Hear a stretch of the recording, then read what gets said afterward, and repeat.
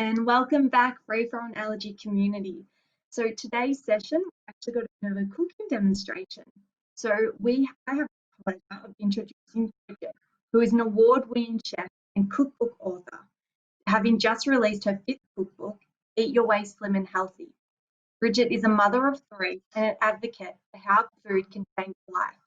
Bridget's award-winning recipes are gluten, sugar, and dairy-free after struggling all her life with weight and food sensitivities. Bridget has cooked with some of the finest chefs in the world and brings these world-class experiences to her approach to the healthy food made easy and delicious. So thank you so much, Bridget, for joining us.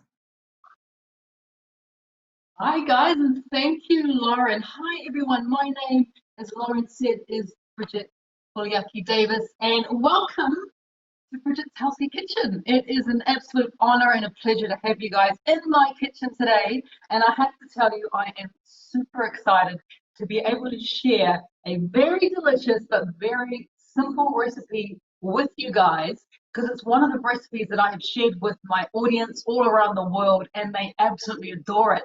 I do have quite an extensive audience outside of Australia, so for quite a few, they were like, Lamingtons?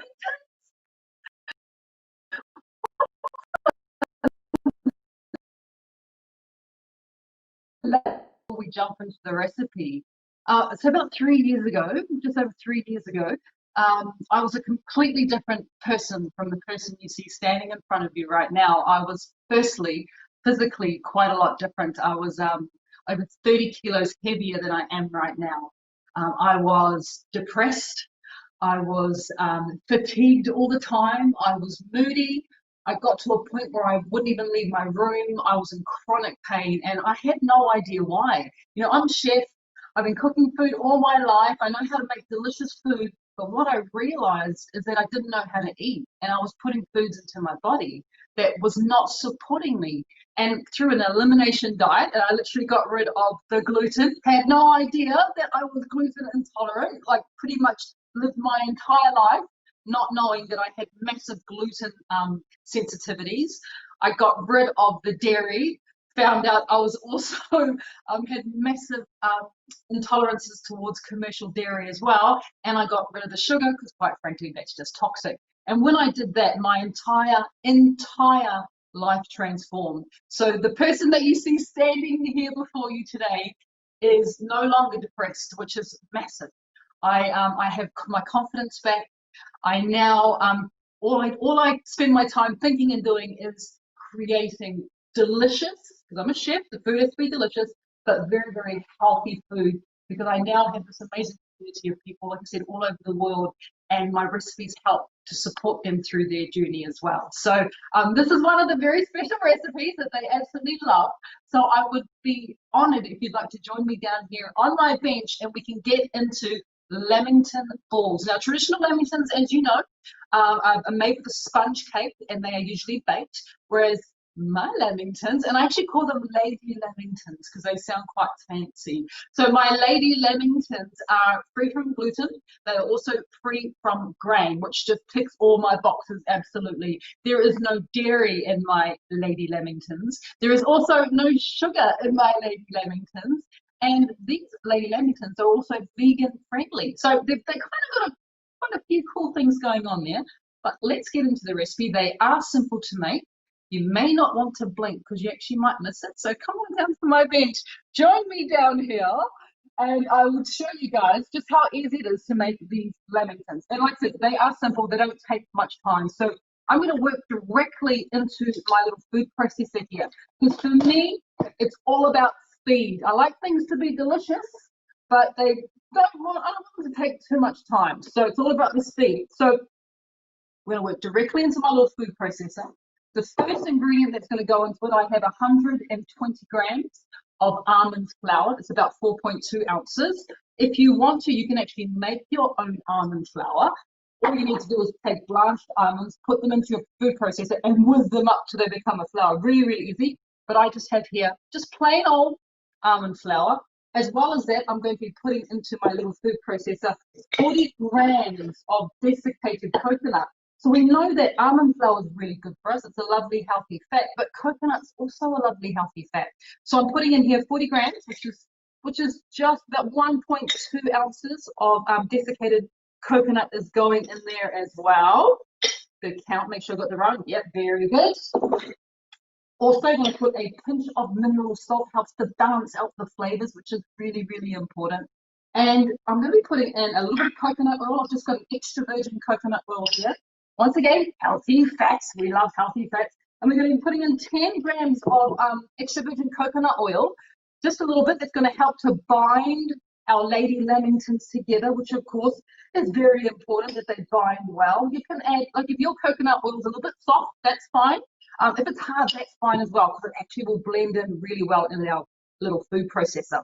And as I was saying, there is no sugar in my lamingtons. What I'm actually going to be using is what is known as fiber syrup. So fiber syrup is a prebiotic dietary fiber.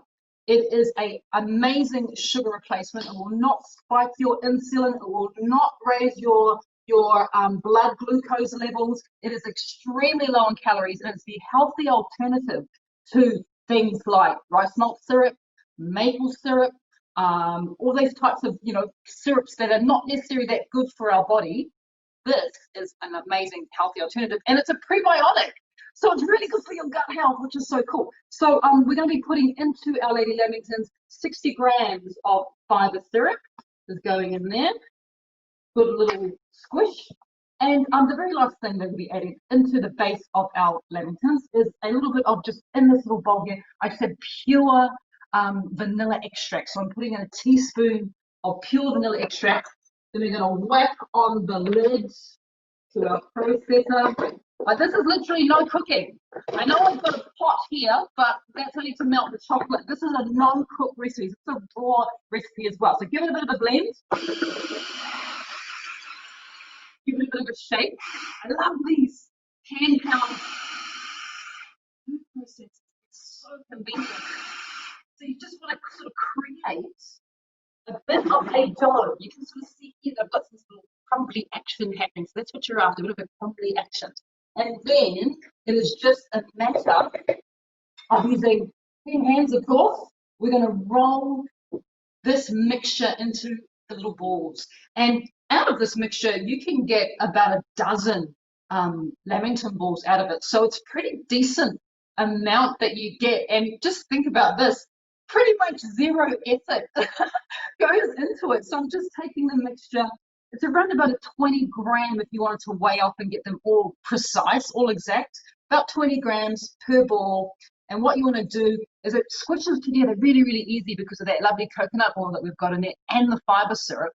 And you just want to give it a bit of a squish, make sure it's compact, and then between both palms of your hand, you want to do that sort of action. And of course, what we then have happening is we have a wonderful ball coming together. I'll make a few more of them, and it gives me time to tell you the story of Lamingtons, if you don't mind. So Lamingtons, as I said, I've got people who have requested this recipe of mine from all over the world, had no idea what a Lamington was. And it wasn't until I moved to Australia, you may have noticed that I have a bit of a Kiwi accent. So I am from New Zealand, been living in Sydney now for 12 years. And I always thought Lamingtons was a Kiwi recipe. How wrong I was. So incorrect. In fact, Lamingtons can be proudly owned by Australians, especially the Queenslanders, because this is where this recipe originated. There was a Premier of Queensland. His name was Lord Lamington, funnily enough, and he was having a bit of a party, apparently, as legend would have it, having a bit of a party at home. And they had more people turn up than what they expected. I'm going back, this is in the late 1800s, by the way. More people turned up than what was expected. So this very clever chef designed something out of sponge cake. He then rolled it in a little bit of chocolate and he wrapped it in a little bit of desiccated coconut. And the guests at the party were so impressed by this recipe, they named it after their host, the Lamingtons. So that's where you get a Lamington from. And I'm calling this Lady Lamington because that was Lord Lamington's wife. So that's why I'm calling them Lady Lamington. So for purpose sake of moving on, I have rolled that many, which is very, very good. That you will get, like I said, around about 10 to 12 out of your mixture. The next thing we're going to think about doing, I've put my pot on here. and we're going to melt our chocolate. Now, the type of chocolate that I am using, the type of chocolate that I have in here is really, fortunately, I have chocolate chips that are quite dark, so we get a really nice dark coating on our Lamingtons. And my chocolate chips are sugar-free, they are gluten-free, and they are also dairy-free, which is fabulous. So if you can track down dark chocolate chips that have all those wonderful things not in them, which is really good, fantastic. If not, I actually have a vegan chocolate recipe that I made from scratch. So I've got 3 ingredients. So I'm more than happy, Lauren, at some point in time to share that recipe with your audience as well, if they would like that vegan dark chocolate recipe, because then you can make your own chocolate chips, which is so incredibly cool. All right, I'm going to change. No, I'm not. I'm going to put the pot on, which I forgot to do before. So I was too busy talking about chocolate. And we just need to melt our chocolate, because obviously that is what we're going to use to roll our lovely little Lamington balls in. So just our bowl of chocolate goes down into our water. And I've got 100 grams, by the way, of chocolate, which is 3.5 ounces. And that amount of chocolate should cover all 12 of our little Lamington balls, which would be fantastic if that was to happen. So our chocolate, as I was saying, it is such a easy thing to do when you can purchase already chocolate that is gluten-free, sugar-free, and dairy-free, which is wonderful. But it's also nice to know that you also have the opportunity to be able to make your own vegan chocolate, which is very, very cool. And it's seriously easy. I'll talk you through the process. All you need is raw cacao buttons, which is raw, the raw, pure chocolate before anything has happened to it. So raw cacao. And then we mix a little bit of a dietary fiber called inulin powder through it. And then we also put a little bit of raw cacao, which is the dark cocoa powder, in there as well. And those 3 ingredients, once you melt them down just in a little pot like this, you can actually make your own chocolate. And then you can add any types of wonderful, delicious things into it as well. So, I add into it rose petals, I add different types of nuts into it. I might add some goji berries, and you can go to town when you make your own chocolate. But you know what's easy? Melting, someone's done all the work for you, so it's quite fabulous. So we just want to get it to a point where it's obviously liquid. You can do this in the microwave if you feel that way inclined. You can do that. So if you want to melt the chocolate in the microwave, you would put the chocolate in, and then you'll blast it on high for about 30 seconds. Give it a bit of a stir, and then you would put it, if you still see like big lumps of chocolate like I've got there, pop it back into the microwave and just heat it at 10-second increments on high until you get what we're getting here now, what's starting to happen, until you get a wonderful liquid chocolate. I'm a bit of a chocoholic, I have to tell you. I don't have a sweet tooth. This is the interesting thing. I don't have a sweet tooth, even though I was heavily addicted to sugar when I was very unhealthy and pre-diabetic and overweight. So I was addicted to sugar, but I don't actually have a sweet tooth, but I do have a bit of a thing for chocolate. I think it's the melting ability, the fact that you can put it in your mouth and it just melts through. And you don't have to do any work. You don't even have to chew. I think that's what I really like about it. So we're getting a really, really good little melt happening now. My favorite part of the day is when our chocolate starts to behave itself. And I must say, when you're dealing with chocolate that has no dairy, no sugar, and no gluten, it does tend to act it's quite forgiving. I find this chocolate, like, it's not as temperamental as the chocolate that we are all used to, which is obviously, the sugary, dairy-laden stuff. I actually find this to be a lot more, it behaves itself, it's more well-behaved. And I do like it when food's well-behaved. It definitely helps, doesn't it? All right, we are looking good. We are looking melted.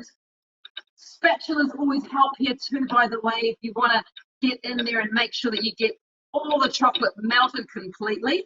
But I'm happy with that. I'm even going to turn off the pot now, because we are, look at that, we are now to the point where we can move on to the next stage, and we are nearly there.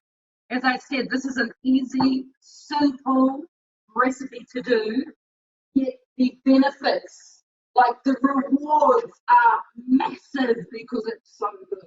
Okay, so in my little bowl here, I have another 20 grams of desiccated coconut, so that's 60 grams in total that you need for this recipe. I'm going to leave that there because that's what we're going to use to coat our wonderful Lady Lamingtons. And now the best way to do this, there's actually a couple of ways to do this. You could, at this point in time, pop your roll balls into the fridge for about 30 minutes to help them to harden, and that will ease when it comes to the coating of the chocolate. But if you're like me, and patience is sometimes not your best, you're not as patient as you'd like to be, you can also go straight ahead. Take one of the balls here, dump it in the chocolate. You guys see that? Dump it in the chocolate. Then using our 2-spoon method, give it a little bit of a flick. I'm just I'm letting the ball kind of roll around in the chocolate. I have a little wire rack here. I'm going to move that pot. I'm going to put the wire rack there because you guys can see.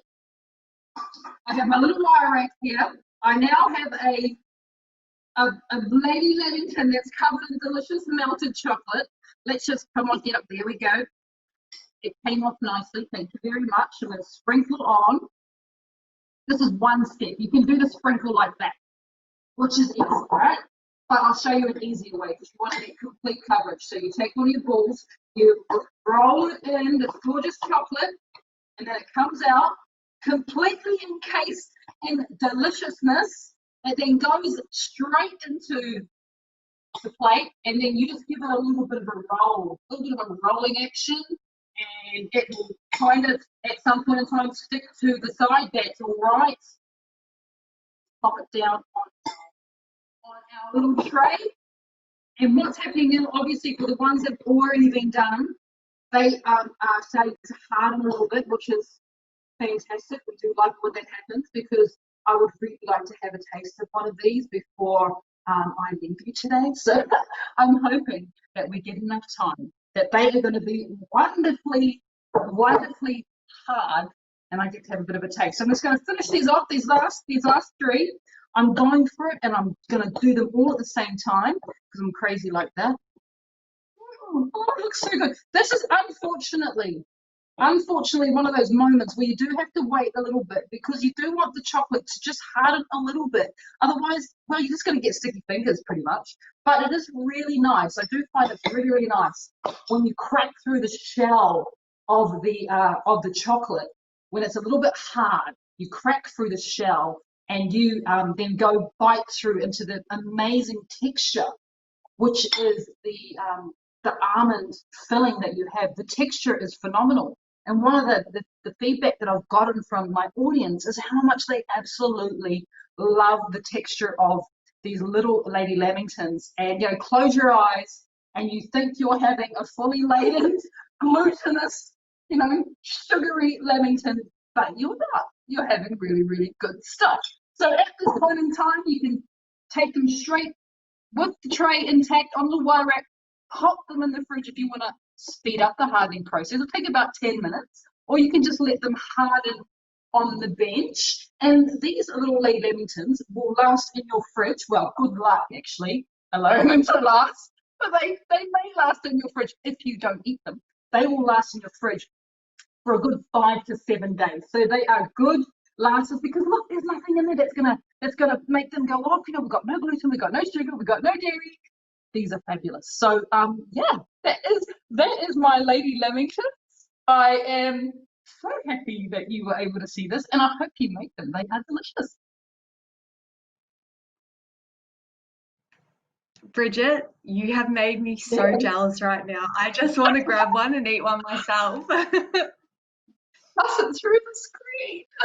Oh, I wish you. And I loved it how you touched. If they were to last 5 to 7 days, in my family, I kid you not, if I pop them in the fridge before I even have time to take them out of the fridge, I would go to the fridge and they would be gone, magically disappeared.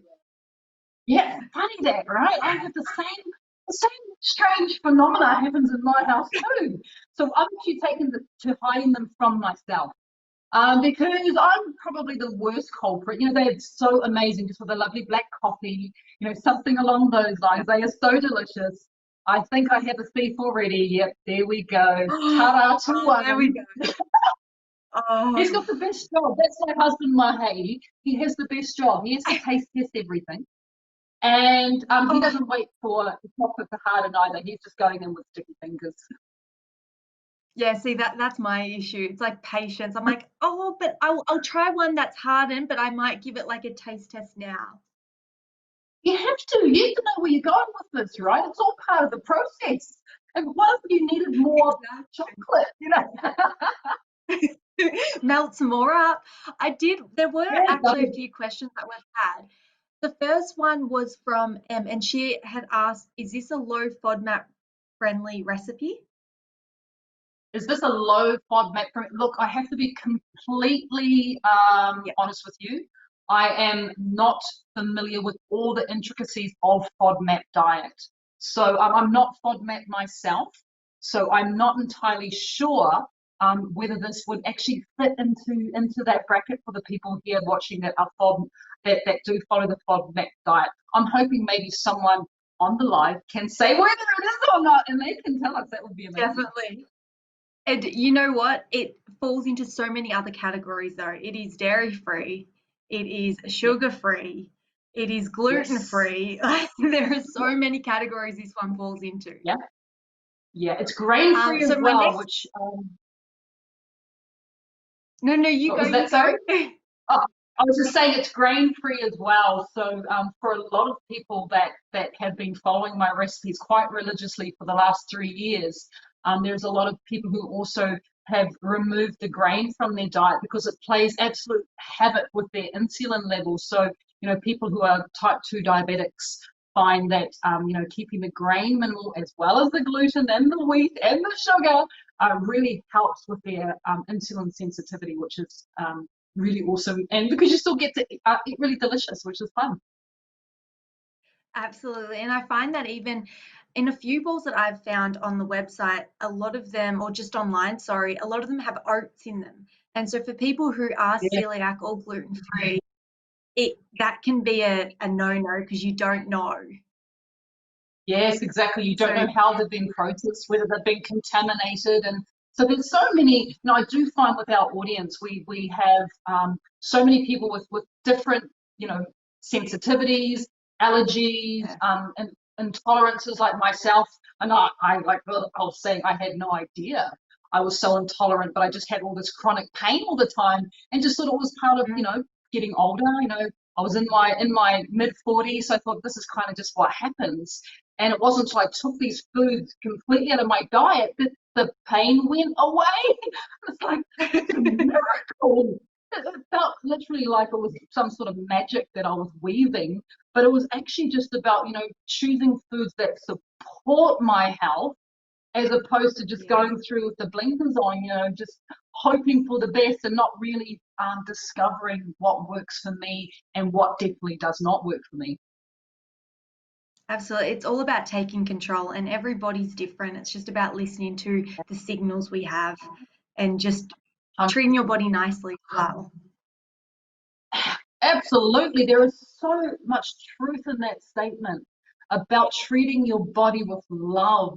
And for so long, you know, we have allowed the media and food manufacturers and people who may not actually have our best interests at heart tell us what we should be eating rather than listening to our bodies. And one of the things that this journey has taught me, and you know, it's a journey I'm on for life. Obviously, it's not a diet. This is life. But this journey, what it has taught me, is to stop and listen to my body, and to realize that I can't base my results or how I feel based on someone else, because we are all so different. We have a different baseline. We all have different things that are good for us or make us feel good or make us feel not so good.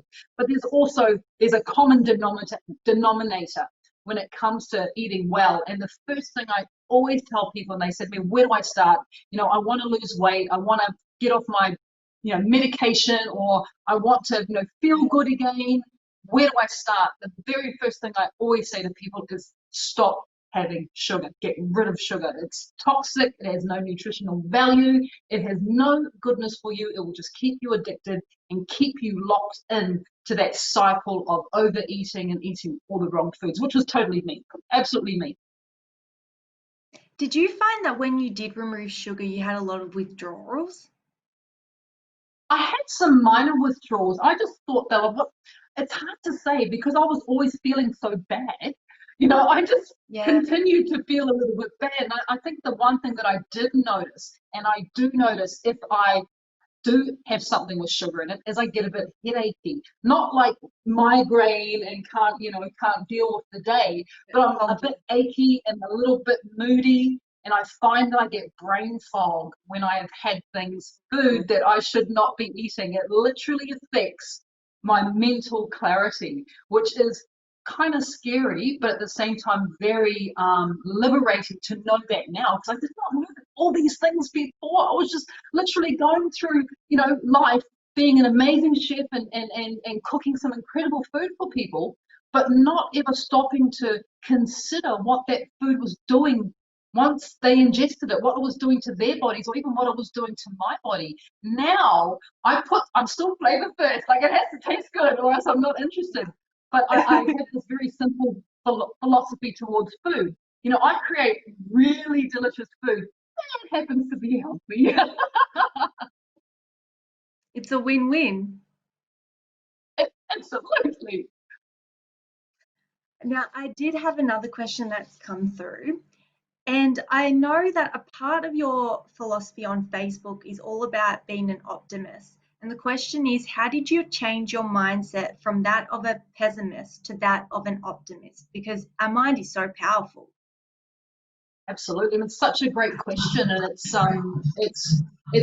one that it's been a lesson for me that has been probably the most mind-blowing lesson. Is that what I came to realize is that the type of food that we eat, what we feed our body, will also determine not just how obviously physically how we look, whether we're obese or whether we're underweight or whatever it might be. It not only affects intolerances and allergies and how our body reacts to the food, but it also affects our moods. And up to 80 to 90% of our serotonin, which is our happy hormone, is created in our gut. So if we are living a life where our gut is dirty, for want of a better way of putting it, or we're not feeding it the food that helps to build a healthy gut microbiome, and we're just putting processed food into it, and we're not being conscious of how we're eating, then that absolutely affects our mood. That absolutely affects how we view the world. So I was definitely in a place of pessimistic, attitude, because my gut was dirty. I was putting food in that was actually feeding my depression. I thought, at one point I actually thought, because I was a binge eater as well. I would go on like 3 or 4 day binges of just putting every bit of garbage into my body as possible because I already felt terrible. And here I am in this vortex of sadness that I was using food to feed it, whereas I was thinking I was using food to comfort me. So I actually thought comfort food was against me at one stage. And then when I started to view my diet as being really important, as opposed to, and now I'm just going to eat whatever. And when I began to view that as being important, and of course the weight began to drop off me, and I think I lost, over 30 kilos in 5.5 months just by changing my diet, no exercise. And then I started to feel better. Like I started to, I used to lock myself in my bedroom for days and days on end. I wouldn't even talk to my own family, my kids, my husband. And suddenly, like a flower, I blossomed and I emerged, and I had this confidence that I forgot even existed, and I was wanting to be a part of society and be a part of my household again.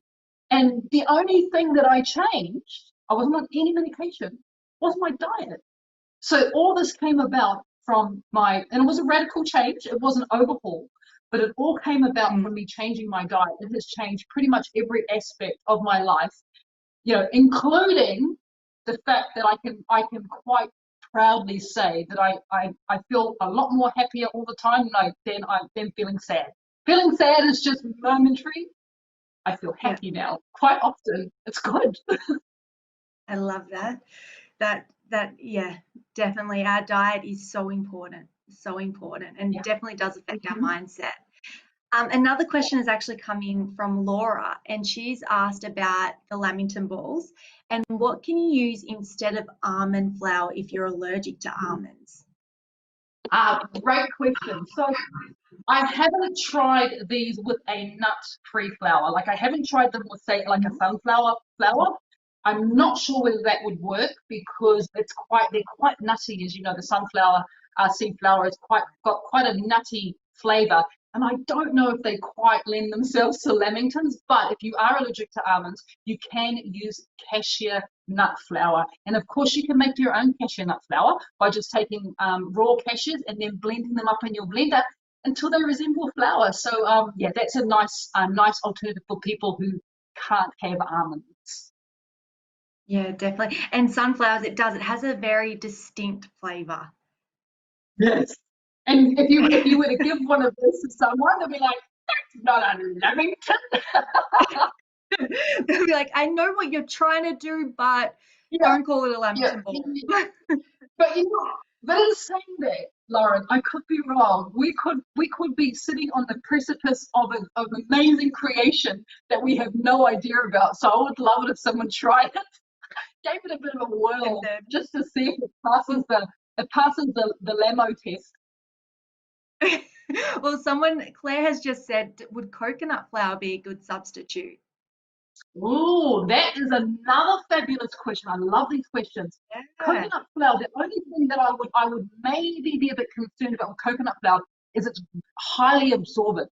So you would need to adjust the amount of fiber syrup that goes into it and maybe put a bit more coconut oil into it as well, because coconut flour is very thirsty. But I don't see why it wouldn't work. I think it would be actually quite a brilliant taking notes here. You'll see Bridget's on Bridget's like new cookbook or website, a new different version. Possibly, yeah, just possibly, because I was just like, why didn't I think of that?